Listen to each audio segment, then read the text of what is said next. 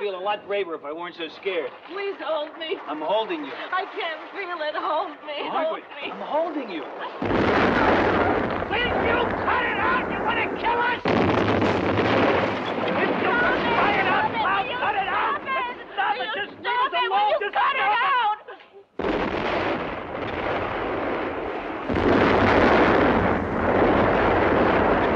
Guess we'll just have to wait. Well, I'm sure they're all right. They must be going through hell out there.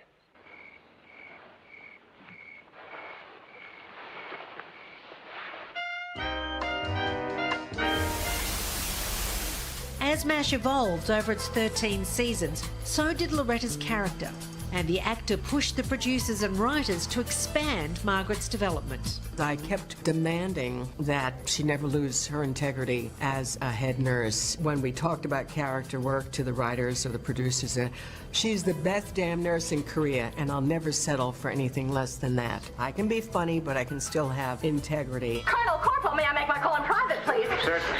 It was an episode I had to fight for because they wanted me to transfer a nurse because she was too attractive and she was too distracting. And I said, I can't do that. I can't sacrifice a good nurse just because she's attractive. First of all, the nurses in Korea were all volunteers. So they weren't easy to get. So I'm gonna give up a good nurse? No, there's no. So that was a bit of a tug, you know. And you won? Yeah. I like the I like did. your style, Miss Swit. I like your style.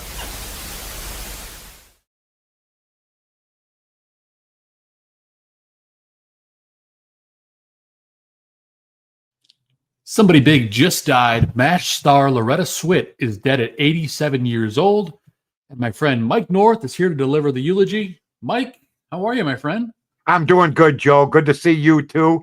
Another toughie, another person who I watched on TV countless times. I can't even count the amount of times. That's back when we only had 5 stations. And you had to take, and you had to share, like, the final episode of MASH drew over 100 million people. That would never happen today because of all the TV, all the garbage, because most of TV is garbage. Now it was better when Streaming services, yeah. Yeah, there was better TV when there was 5 or 6 channels. I'm not kidding you. You had stellar shows like Bonanza, MASH, Hill Street Blues, NYP. I mean, these are all great shows. Mary Tyler Moore, Dick Van Dyke Show, Andy Griffith. I mean, they make money now on MeTV. Oh, sure. And MASH will be on there too, because there's nothing worth a damn for the most part. I mean, if they do episodes like Larry, everybody calls Larry David a genius, and he is. He's a comedic genius, but he does 6, 7 episodes a year. Back then, MASH was 29 episodes. The Rifleman, 29. Bonanza, 29. So we'll talk about that and much more with Loretta Swit and the death, and also another person who passed away recently, a Chicago connection also. So we'll talk about him also. This is a 2-for-1 for our sponsors tonight. What I do is I only charge them one price, and they get 2. You know why? Because they're special people. And why are they special? All you have to do is watch the show, the new show on HBO. I watched the first episode called Mortician. Okay, it's about the funeral industry, ladies and gentlemen. Oh, yeah. And it's about the shadiness of a lot of people that are in the funeral industry. There's one I know that isn't. One that has the integrity of everybody in the Chicagoland area. You don't cut corners, you don't play games. And they are the last that would ever do it. They are renowned throughout the country. They are also a great, great funeral home. So great that Sebastian Maniscalco uses them in his act, Cumberland Chapels, ladies and gentlemen, 8300 West Lawrence Avenue, Anthony Lupo, Senior, Junior, Martino, Peter, and Louie. Serving families with dignity and grace. What they said about on this show was, it is the most personal of industries. You're going to be born, you're going to get married, you're going to buy a house. And one of the top 5 most expensive things is the funeral that you're going to have or the services you're going to have. So you have to go to the right people. You tell them, give me the Mike North price. Yeah, that's right. Cumberland Chapels, Funeral Home, 8300 West Lawrence Avenue. Yeah, when somebody dies, you can go up to Lupo and say, I heard North say we get a rate. Okay? Mike North sent me. Mike North sent me to Chapel 3. Okay. Pull the hearse around. Anyway, Cumberland Cumberland Chapel's the best. I love them. The best. And Pennyville Station. Was there a week ago? We had my party there. 80 people. We had a beautiful, we took over half of the place, the other half behind us. Not the fat you're looking at now, but we had drinks like that, open bar to celebrate my Lifetime Achievement Award. Joe was invited, but he was out of town. And plus he's got kids under the age of 2, which he keeps a revolver loaded for himself in the drawer. Jeez. Well, not for the kids, you dummy, for you just to miss, okay? And you got to take everything literal. Anyway, yeah, it's a beautiful thing. Pennyville Station, wonderful, fun, singles, married, couples, get-togethers like we had parties. You can have rehearsals there. After you go to Cumberland Chapels, maybe they have the rehearsal dinner there. Outdoor garden, beautiful out. Was beautiful today. Would have been a great day to be out there. Go see Tony Antonacci and go see Tino. Right by the train station, Mike. 112 Main Street, right across from the train station, ladies and gentlemen. Pennyville State. Give it that address one more time up there, Joe. Sure, there we go. There we go, ladies and gentlemen. And go to pennyvillestation.com and check it out. They got all the menus listed and everything else. Now, let's get to Loretta Swit. I wasn't the biggest MASH fan, but my wife was. And it was a decent TV show. It was a huge show. When you had 5 stations, you took the best show. Okay? Or sometimes you'd find something that you like better, but MASH was a staple back in the day. And this woman was phenomenal as She was. Hot Lips Houlihan. She was at the beginning and she was there at the end. Only one of 4 cast members. Warren Christopher was there. I believe Alan Alda was there. And Gary Berghoff, I believe, was there also. So those were 4 people. Everybody else either was killed off, like McLean Stevenson. He killed himself off, and then they killed him in the show, and other people. So it was a great show, 11 years. And I knew the person that played Hot Lips in the movie. I was on the Mancow show a couple times, on his TV show on Fox back in the day. He'd say, hey, you want to come down? I didn't get paid or nothing for it, but it was great exposure. It was TV. He's on Fox 32. Hey, Mike, I was living in Park Ridge. If you feel like coming down tomorrow about 8 o'clock, I mean, I can't pay you. I'll go down. I'll be on Fox 32 for an hour. And I met Michael Madsen there. How you doing? Maybe you don't know me. Reservoir Dogs. He's from the South Side of Chicago. If you remember him, he's in the Hateful Eight, and he's in the. Oh, there's my guy Mancow. That was his producer back there. I love him. I love Eric, and he knows it. He's a little jealous because I have a sandwich named after me, the Pappy Sub at Tony's Deli, and every time he comes in there, he orders one because it is roast beef, Swiss, mayonnaise, tomato, lettuce, and chopped green olives. French bread. You had me at olives, Mike. You had me at olives. Oh my God, that's what I had. It's one of their best-selling items still. So now he goes in there and orders it, and he says, "Hey, I want my own sandwich." They go, "No." He's mad. He's mad because he doesn't have his own sandwich. But I digress. I met Michael Madsen. How you doing? And if you saw Reservoir Dogs, he was great in that. He's a Chicago guy. Grew up in Oak Lawn. So one of the all-time greats. But I met Sally Kellerman on the Mancow show. I come down. I used to come down once or twice a week. I go, who's on today? He goes, Sally Kellerman. I go, you're kidding me. He goes, no, she was awesome. She never, I guess, pursued the role, or maybe was offered the role of Hot Lips. There it is. Ladies and gentlemen, all I'm going to tell you is this. You go in there, you check that sub out. You can get the big, well, yeah. And I don't really ask for residuals anymore, but they're behind about 10 grand right now on on the cut, to be honest with you. No, I'm just kidding.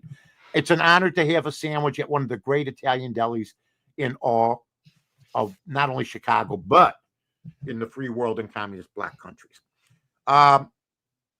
Great show. It's a great sandwich. I'll have to bring Joe one. I'll have to buy one and send it to him.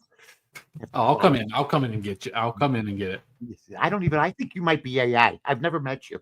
I think you might be AI. I think you're like, I think Aldo and you have put together like a robot Joe Mandel. I met you at the bowling thing. Yeah. I wasn't even at that, Mike. I'll be honest with you. Oh, that must have been what's his name? That was Vinny. You met Vinny. Yeah, another guy with the beard. But Kellerman never went after it. And I never heard anything about it. I should have asked her about it when I was with her because there was plenty of breaks during the show. We'd talk and stuff. And she talked just like she did in Easy Money and stuff like that with or Back to School with Rodney Dangerfield. Oh, if you remember classic. her. Yeah. So now Loretta Swit comes in. Now people don't know this. You're already used to Hot Lips Houlihan with Sally Kellerman. So now here comes this girl, Loretta Swit.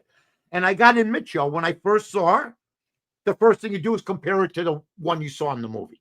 Okay. And I go, she's okay. Well, she was better than okay.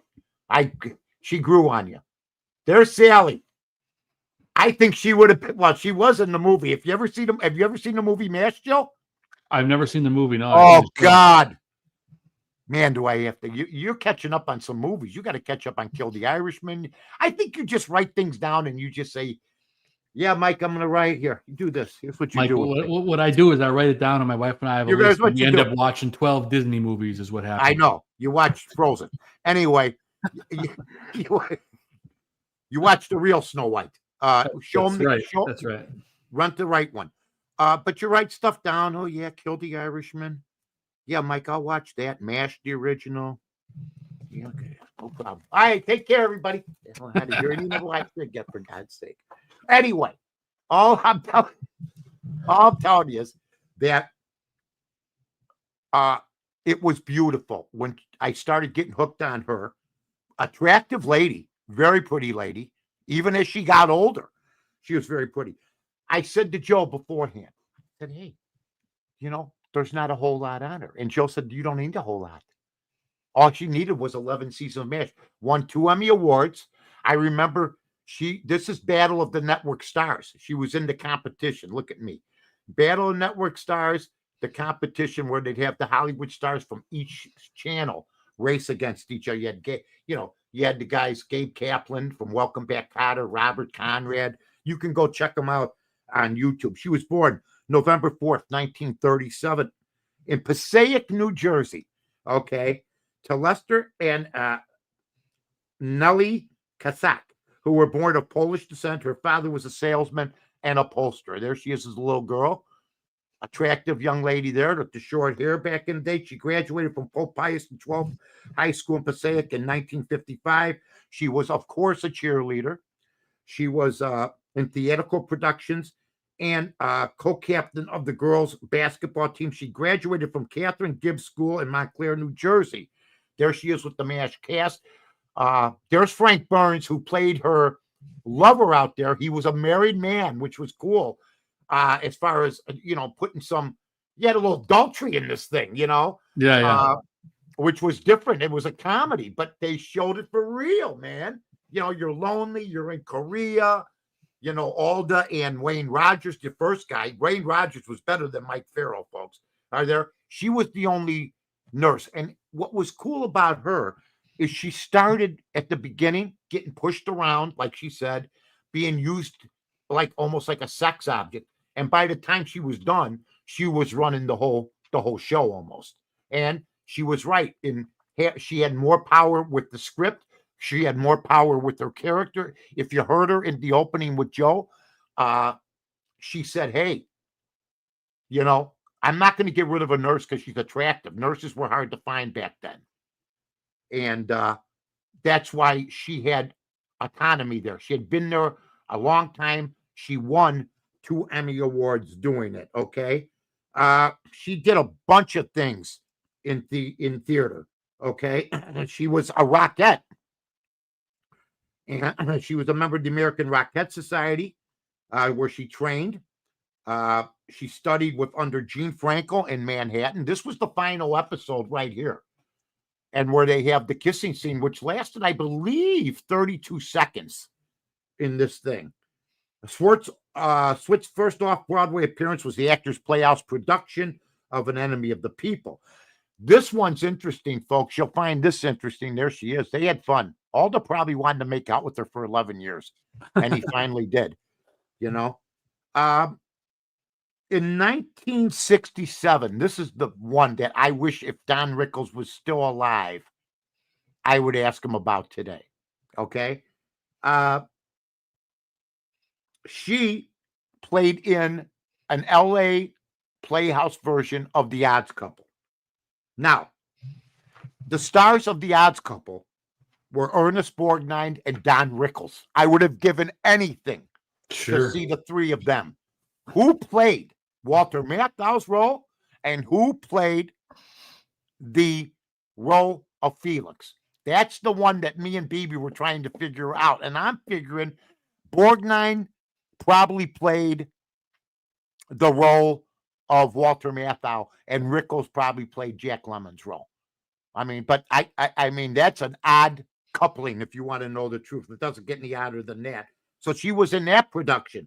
In October, November, she starred as a title character in North Carolina Theater's production of Maine in Raleigh, South Carolina in 2003. So she was doing playhouses. She was doing plays. In 2010, Swit starred in the world premiere of the Mark Miller play, Amoris Crossing, at the Alhambra Dinner Theater in Jacksonville. So she was still staying busy. She was doing theater in the round. She also appeared in guest episodes of Hawaii Five-0, her first TV credit, Gunsmoke, Mission Impossible. This is where these people got all their education. Sure. All you have to do is watch Once Upon a Time in Hollywood. If you haven't seen it, folks, check it out with Brad Pitt. Great movie. Great movie. They got it all in TV series, these people. They learned how to act doing TV. And it's a beautiful, and it is a great movie, no doubt about it. Squeaky, she loves me. I love it. It's like the White Sox season. Every year we're promised a great Western. It's like a Western, all right. It's a shoot 'em I'll up. give you one better. I said this on ESPN. On The Odds Couple. On The Odds Couple. That's right, Joe. You got me. I said it. I said it right there. I mean, the bottom line is, wait, I lost my train of thought. What was I talking about there? About the White Sox and the Bears. I was going to switch to the Bears. Yeah. The Bears at the beginning of the season are like the Western, the Great Western you're promised. You know, The Unforgiven. Sure. The Magnificent Seven. Tombstone. True Grit. You know, Westerns that hang them high, you know. And by the time the season's midway through, you're at Spahn Ranch, okay? And Squeaky's at the screen door, and a rat is crawling through the floor. And then you're going to see a blind Bruce Stern sitting in a dark room, and you go, I used to work with you, Squeaky! And he's yelling for Squeaky. That's what happens. That's all I'm going to tell you. That's my Bear pregame show for today. I digress. All right. Now, Swift and Eld, it says here, were the only actors to have been in both the pilot episode and the finale. She appeared in all 11 seasons, like I said, and she appeared in a total of 256 episodes. So she worked her ass off. There she is with Betty White. Her favorite episodes were Hot Lips and Empty Arms, Margaret's Engagement, and The Nurses. She had a close relationship with Harry Morgan, who was, of course, Colonel Potter, and they were neighbors and stuff. So these people kept in touch. So, you know, I didn't hear much today, or I didn't see a whole lot of, if you want to know the truth, Loretta Swit death notices today. That's why we have this show. Somebody big just died. Did you see a lot, Joe? Because I didn't see a lot. Not much of anything. And the one thing it's the most successful TV show in history, the most successful finale in history. She won 2 Emmy Awards. And then people wonder, why did I start this show? To give the woman at least 25 minutes to half an hour, That's for right. Christ's sake. Because you know who's studying this stuff now? You got 22-year-old interns. Okay?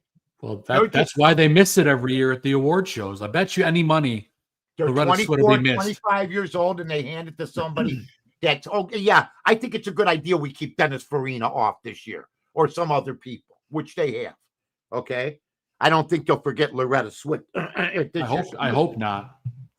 She was supposed to be in Cagney and Lacey, but she was still doing MASH. So Sharon Gless got that gig, and that became a very successful show, although I never watched much of it. Now, she was born November 4th, 1937, like I said in Passaic. She died May 30th at the age of 87. Actress from 1967 to 2019, so she only stopped about 5 years ago. She was known mainly for doing her deal in MASH. She was married only once, 1983 to 1996.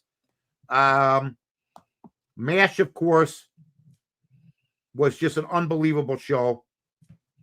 She became good friends with everybody, like I said. Her other TV work included The Muppet Show, Bonanza, The Love Boat. These are more that she did. Pyramid, Winner, Lose, or Draw, Password, Hollywood Squares. She was a worker. She was a worker. She didn't rest on her 11th season. She had to make a living. Oh, and you know what? Here's what people tell you. You know, get ready for your retirement. You know what they never tell you to do? You get ready for your retirement, retire 65, 66. Okay, especially if you're in the entertainment business. Okay. They don't tell you to get ready to live to maybe 95 after you've stopped working for 30 years. Okay. So when you're used to a lifestyle, unless you've done good investments, right, and saved your money, half your money, thank you, B. You got to. I blew through half of it. Anyway, that's the thing. So she's working, and she's keeping trying to make a living. She had to grind. It says here she quit 5 years ago. She was 82. Okay, and she was doing the stage. I mean, that's right. Even more work. Right, and you got to have they can't go cut. They can't go cut when you're in the middle of a play and you're doing a stage show. You know, you're in front of a live audience. Her film critics aren't Policewoman. She was on Freebie and the Bean. That was a good show with that was a good movie. SOB, Polly Reed, she played. But nothing big. Her big thing, and this is what Joe and I were saying, that's all she had to do. That's all she needed. She dies at the age of 87. Or 87, excuse me. She was an animal rights activist. She was a vegetarian for many years. I don't know why people would have to tell me that. You know, why do you have to tell me you're a vegetarian? That gave me an idea. I am going to put in my obituary someday. Mike was an avid steak lover, and he enjoyed a good rack of ribs. Okay, I mean, seriously, and he liked the Pappy Slub. Oh God! All right, she wrote a book, and now listen, Joe. I'm not a guy that reads, but if I was going to read the book, this would be the last book on my shelf that I would read. It wouldn't be on my shelf. She wrote a book on needlepoint, ladies and gentlemen. A needlepoint scrapbook. I can only imagine how exciting that is. Wow. Yes, you sure did. That's Joe's looking for a woman needlepointing right now. He's become a maven on this thing. Yeah. Well timed. No, you can't, Joe. You can't. So that's what I'm going to say about our girl, Loretta Swit. Lived to 87 years old. Worked until she was 82. Was in every episode of MASH except a few. She was in all 11 years. She won 2 Emmy Awards. People go, Mike, are you doing this by memory? There's no cue card here. Once in a while, I got to look down. What are you supposed to do? Look at her.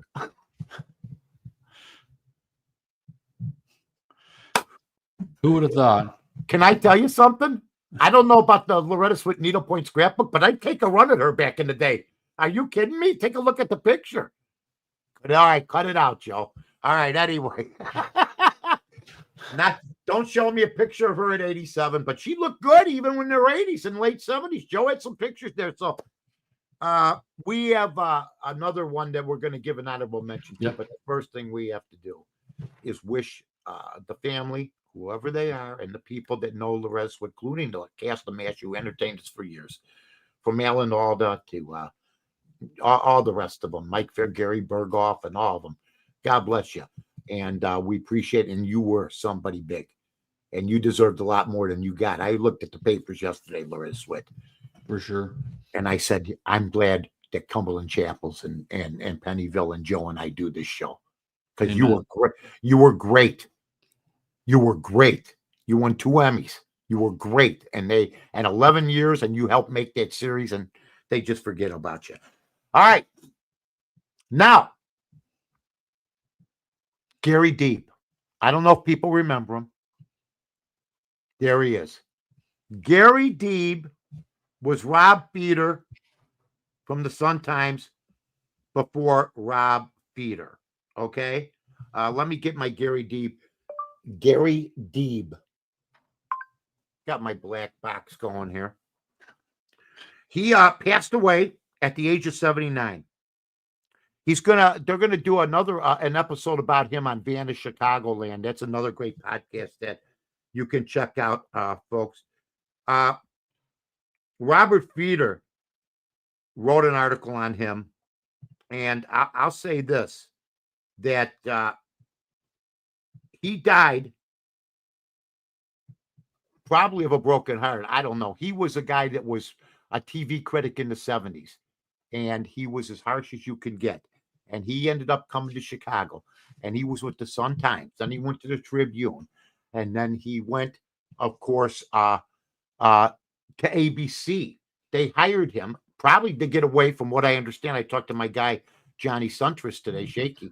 He told me, because he had information on that ABC basically got him out of the critic business by offering him a job where he stayed 13 years at ABC as an entertainment guy, but he was no longer criticizing ABC or NBC Chicago or CBS. He was harsh. And, that happens. He was harsh. And that's the way you're supposed to be if you're a critic. A little hard on people, sometimes too hard, but he was entertaining. He ended up going back to Buffalo after running the string here in Chicago. Then he ended up settling down in North Carolina. Gary Deeb, you were an influence. I know that Robert Feeder was your leg man back in the day, so you influenced him. You were more biting than even Robert was, but Robert could be biting if he didn't like you. If he liked you, he'd coddle you, okay? Unfortunately, I was somewhere in the middle. Sometimes I was coddled, some days I wasn't, so what are you going to do? But condolences to Gary Deeb's family and everybody else. So we had a heck of a show today. Loretta Swit, we had some laughs like we always do, because when somebody big just dies, we tell you the whole ball wax. There was no dirt on her. No dirt on Loretta Swit. Decent person, nice person, no drug use, lasted in Hollywood, made every show. Damn, she was boring, but she was good. Joe, on behalf... Oh, and by the way, I didn't ask you, you watch MASH reruns, or did you watch MASH? I was never a MASH guy, but I've seen a couple episodes. My grandma used to watch it when I was a kid. Oh, yeah. Oh, yeah. So I got, I know the theme song, Yeah. You're into my dreams. On behalf of Joe, here on behalf of yours truly, Mike North, we thank Cumberland Chapels at Pennyville Station, ladies and gentlemen. Hey, somebody big just died. Loretta Swit, Gary Deeb. See you later.